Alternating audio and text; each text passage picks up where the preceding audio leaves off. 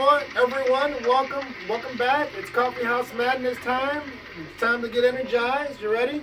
What's going on, everybody? I love that part. That's my favorite part of the segment. Just saying. All right. I always love it. Okay. We got Cora and a cowboy. Roxy and a dinosaur.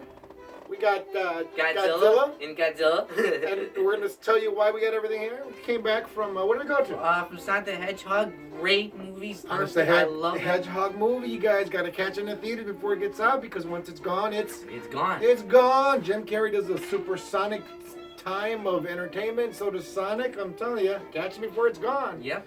The reason we're talking about... Oh, wait. What do we got? Oh, we got the Scorsese fly. Let's see if he wants to say something. Avengers, not movie, not cinema. What did he say? Avengers cinema. apparently Avengers is not cinema. Let's try again. Avengers, not cinema. It's not cinema. He's in here. Let you know. So he's saying Scorsese, the Scorsese fly. He's saying that Avengers is not cinema.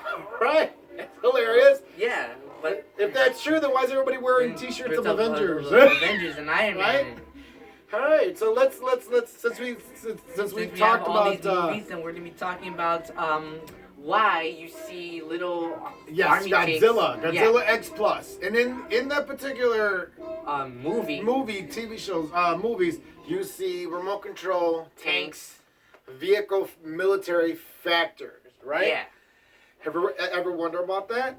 Well, let's talk about that. All right. So, if let's say you want to make a military movie about just military stuff, then you need to get permission either by the Pentagon to get permission to borrow some military equipment, or to spend tens of millions of dollars on top of your budget on getting foreign stuff from other countries. Correct. So if you want to use tanks and jeeps in your movie, you got to get permission from the government. Yes, from the Pentagon, or get them from foreign countries. So right. Most people get permission from or at least try to get permission from the Pentagon to use these movies, to use their equipment. Use the military factors. Yes. Ever wonder why in Transformers, the movie, you see very high, expensive military equipment? Yeah, because they got permission and they put them they put the military in a good perspective. Yes, they show the military as a very good, positive, strong force. Absolutely. Yes. And that's the only way that you can do it. So that's we're the only way. About some movies. Let's do it. That have either not got permission or have got permission for this. All right. The first one's gonna be Independence Day. Independence Day did not get permission. Independence Day, the first movie. Yes, the original first movie did not get permission, mainly because the one official said that the military was incompetent in defeating the aliens. So because of the blunder in the movie that they were showing that in Independence Day, that we weren't winning, that we were kind of losing, incompetent, as he said, they denied the request. So they could have had more, airplanes and helicopters and tanks and jeeps, but we didn't because. So you know what? I guarantee you they changed the script a little bit. All right. Okay, so the next one is G.I. Jane. G.I. Jane the movie. Have you guys seen it? It's about a female Navy SEAL recruit who tries out for the Navy SEALs, and that one is a rated R film, little kids. Yeah, so, it's a good film though. Yeah, it is good, but not for little kids. Right, so go ahead. This one was also denied mainly because of a scene where a male SEAL is urinating that's right. SEALs. So what did they say about that though? So they said that the Navy isn't portrayed in a good perspective. In fact, no perspective at all. Like there's nothing beneficial for them. There's nothing beneficial because of that scene. So they rejected their request. Yes, all right. They denied their request. The other one is GoldenEye. GoldenEye actually. Wait, didn't they say something about the G? I read something about something. I didn't mean to interrupt you. No, good. No, not at all. But it's something about the GI side of it. Thank you so much. But this in G.I. Jane the movie. Yeah. So G.I. Jane, that little term is actually used in the military, not. But in the Army, yes, wasn't it? Yes, it is. So GI for the is Army, not for the Navy. Correct. GI is not a Navy term. So that's another reason why they did not allow it. There you go. The other one is GoldenEye. GoldenEye was approved actually. Everybody knows about GoldenEye. It's 007, yes, baby. 007. All right. That one was approved and. Do your spy. Like this. There you go, like that. There you go. All right. What is it? That was approved. Yes, that one was approved, except for one thing that they did change was about a American admiral who betrayed his state secrets to another government. So I read about this. So what happened was they changed him from an American admiral to a French admiral.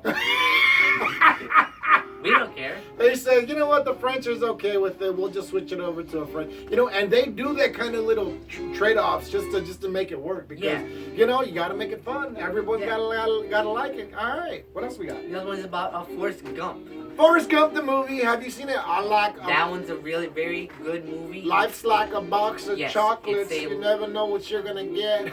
Yeah. So this is Forrest Gump. So this is a life story about a developmentally disabled man. All right. Who's named Forrest Gump. He tries out for the military and mostly fights in Vietnam.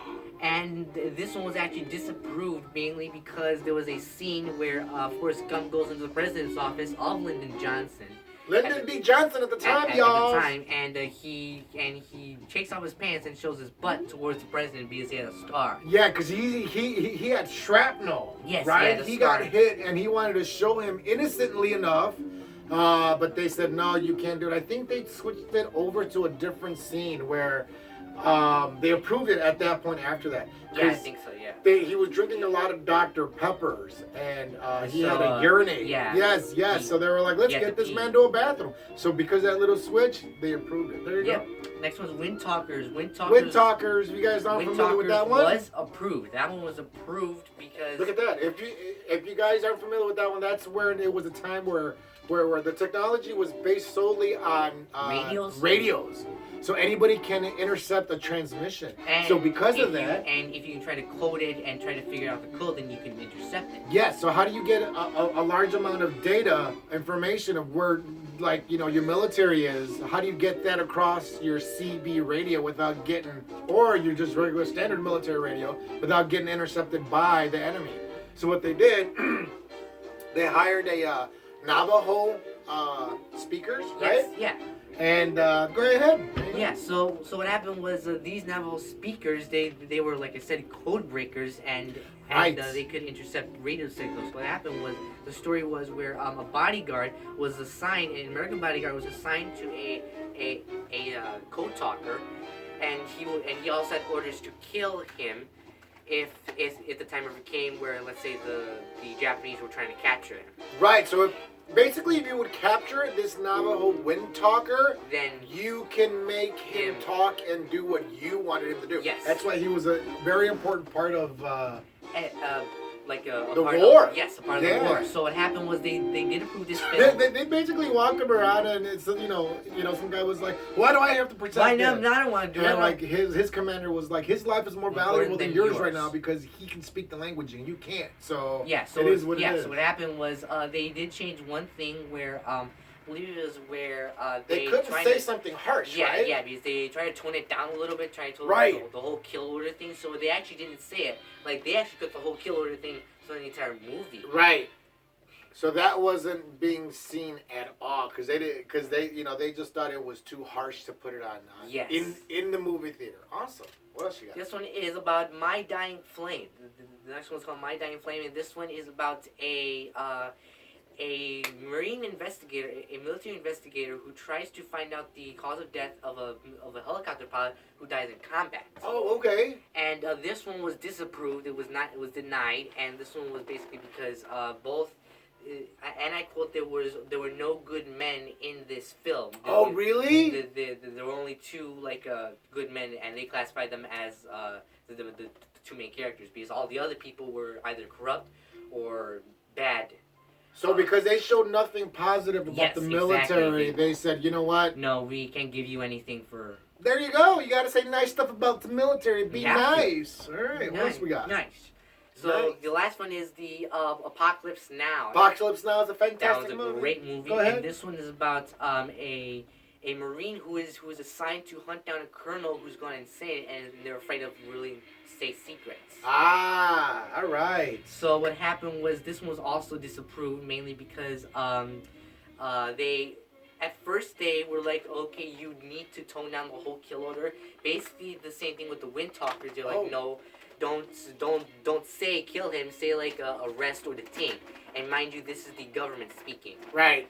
But the director was like, no, we don't want to be. We want to stick it as kill orders. So they're like, okay, then we can't give you anything. Right. So what happened was... so they're basically saying, you know what, we want to use your military factors. So basically, again, your tanks and your helicopters and your planes. The bigger the better. And they would... The military has got no problem doing it. They're like, yeah, go Because they like doing that. Yeah, because it puts them in a positive, light. Strong, forceful light. Absolutely. So what happened was this director needed to go to the Philippine Air Force to get helicopters. He went that far? Yes, the Philippines. But the craziest part was that since he needed to spend so much, he spent like up to millions of dollars. Right. That sent him back a fortune and set the movie back several months. Right, because I read somewhere that Go ahead. No. Something about the like they couldn't stay in one location. Is that true? Yes, exactly. So what happened was these helicopters needed to be transferred to battle because of the communists because of the war that was going on at the time. Yep. Isn't that ridiculous? Next, the crazy. Guy in his helicopter, he's like practicing. You know, you need to come back over here to this side. You know, and like the director's like, hey, sorry, dude. Where are you going? Come back. I guess. Back it up, guys. We're not video. Okay, go home. Go to your wife's. Go ahead. Everybody, lunch. Go ahead. Take a 10-hour lunch break. Yeah, 10 hours. I'll be back tomorrow. Hold on. Tomorrow? Oh, yeah. Okay. Tomorrow. So we're gonna give you a joke. Those are all of them. We're gonna give you. We got a joke coming for y'all. What has 4 legs but can't walk? 4 legs. Can't walk. Can't walk. I don't know. A table. A table. Get it? Dun, dun, dun, dun. That's awesome. Hilarious. Guys, appreciate all the helps, all the comments. Did you drop down Roxy and Cora get the treats? As always, guys, if you're not having fun in what you're doing, you know, let's have fun, and it changes what you're doing. It's just simple like that. Appreciate all the help, ladies and gentlemen.